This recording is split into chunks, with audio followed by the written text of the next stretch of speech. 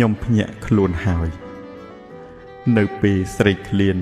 ដឹងរសជាតិឆ្ងាញ់នៅពេលស្រឡាញ់ដឹងភាពល្អស្អាតនៅពេលអស់ដើមដឹងពិតជាខាតនៅពេលប្រមាថខាតទាំងជីវិតកាប់គាស់លីសែងដឹងកម្លាំងកាយជួបភ័យយន្តរាយដឹងកម្លាំងចិត្តពេលធ្លាក់ខ្លួនក្រដឹងចិត្តញាតមិត្តរស់ក្បែរយូរពិតឥតដឹងកិលេសនៅពេលលើកថ្លឹងដឹងពីទម្ងន់នៅពេលដឹកធ្ងន់ដឹងធន់រទេះបរត់ផ្លូវឆ្ងាយដឹងកម្លាំងសេះ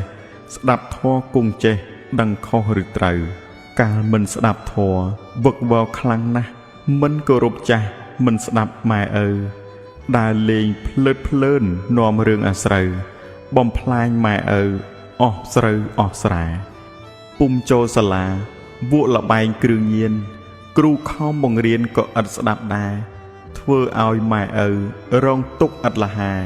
ជីវិតឪម៉ែអាប់អោនរស្មីរដូវត្រជាក់ដឹងអ្នកស្បែកល្អបានស្ដាប់ពធកូនភ្ញាក់ស្មារតីគប់ចិត្តពធរោគសុខសេរីរក្សាខន្តីលុបស្នាមដំបៅ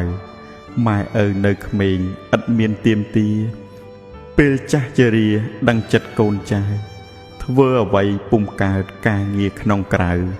ចង់ពឹងកូនចៅឲ្យនៅកំដរ